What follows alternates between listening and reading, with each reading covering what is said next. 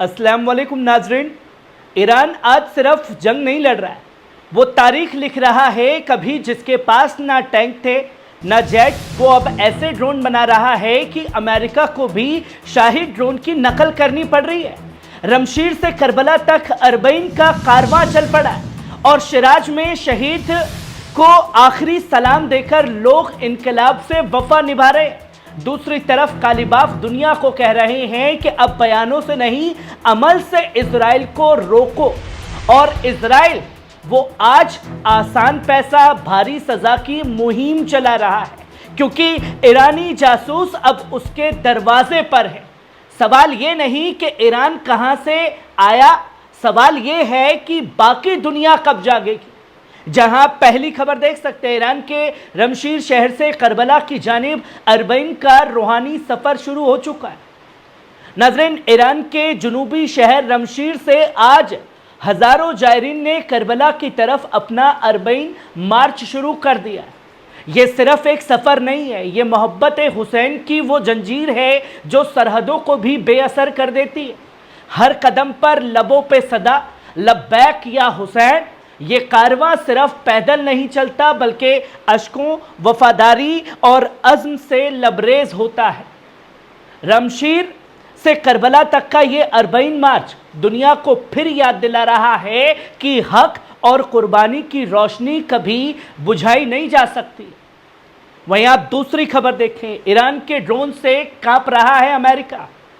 नाज़रीन, आज से तकरीबन 40 साल पहले जब सद्दाम हुसैन ने इराक की फौज लेकर ईरान पर हमला किया था, दुनिया में कोई ये तसव्वुर भी नहीं कर सकता था कि ईरान सर उठाकर खड़ा रह पाएगा। एक तरफ था सद्दाम, जिसके पीछे खड़ी थी अमेरिका, रूस, अरब और यूरोप की सामरिक कुव्वतें, और दूसरी तरफ था ईरान, जिसके पास ना टैंक थे, ना जेट, ना मिसाइलें, ना गैस मास्क। मगर ईरान ने हार नहीं मानी, वो लड़ा, सीने से बम बांधकर, हिम्मत से, ईमान से और सब्र से। उसी दौर में एक नौजवान हसन तेहरानी मुदोदम, जो दूसरों को चाय पिलाया करता था, दुनिया के सबसे खतरनाक ड्रोन टेक्नोलॉजी का बाप बन गया। और आज 2025 में वही ईरान अपनी शाही ड्रोन टेक्नोलॉजी से पूरी दुनिया को सबक दे रहा है। 12 दिन की जंग में ईरानी मिसाइलों ने इजराइल, अमेरिका, फ्रांस और ब्रिटेन के तमाम एडवांस डिफेंस सिस्टम को चकमा देकर जमीनी ठिकानों पर सीधा वार किया। और अब क्या हुआ? अमेरिका ने अब अपना खुद का ड्रोन लॉन्च किया है दोस्तों, LUCAS, low cost uncrewed compact attack system. मगर सूरत, वजन, रेंज और मकसद सब कुछ शाही ड्रोन की नकल है। जो कहता था कि ईरान के हथियार फोटोशॉप है, आज हथियारों की कॉपी पेश कर रहा है। सवाल अब अमेरिका से नहीं, हम सब से है। क्या किसी कौम को दबाकर उसकी ताकत को हमेशा रोका जा सकता है? नहीं। ईरान ने साबित किया कि जब इरादा मजबूत हो और ईमान जिंदा हो तो चाय पिलाने वाले भी जंग का नक्शा बदल सकते हैं। और जो लोग कहते थे कि ईरान क्या ही कर लेगा, वो देखें ईरान ने क्या कर दिया है। वहीं आप तीसरी खबर देखिए। नाज़रीन, ईरानी शहर शिराज में वाक़े शाह चिराग दरगाह के आंगन में आज एक तारीखी मंजर देखने को मिला है, जहां हजारों लोगों ने IRGC के deputy commander general Ghulam Hussain गैब परवा को आखिरी सलाम पेश किया है। गैब परवर, जो इमाम अली बेस के बहादुर सरबराह थे, हाल ही में जंग मुकद्दस के मोर्चे पर शहादत के दर्जे पर फाइज हुए। शाह चिराग के साए में हर आंख अश्कबार थी और हर दिल इस्लाम, वतन और मकसद के लिए दी गई कुर्बानी को सलाम कर रहा था, जो सिर्फ एक जनाजा नहीं था बल्कि एक तहरीक का ऐलान था कि जो जिंदा है वो अब और बुलंद हौसले के साथ इस राह पर चलेंगे। शहीद कभी मरते नहीं हैं, वो बस एक कौम की रूह में समा जाते हैं। वहीं आप चौथी खबर देखिए, कालीबाफ का ऐलान अरब हुक्मरानों को ललकारा है।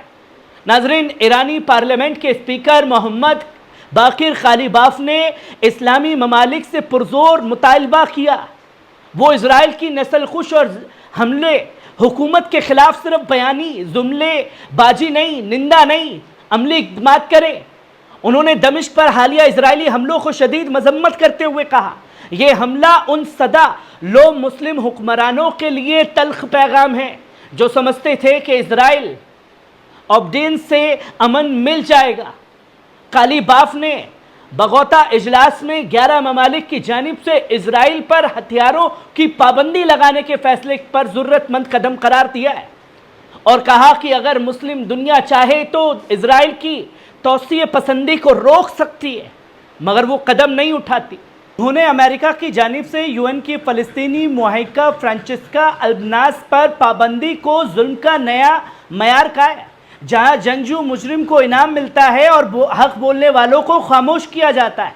कालीबाफ के खतरे की घंटी बजाते हुए कहा, दमिश्क इजराइल का आखिरी निशाना नहीं है।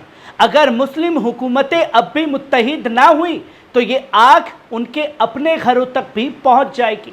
वहीं आप 5वीं खबर देखिए, इजराइल में तहलका, ईरान की जासूसी जंग तेज।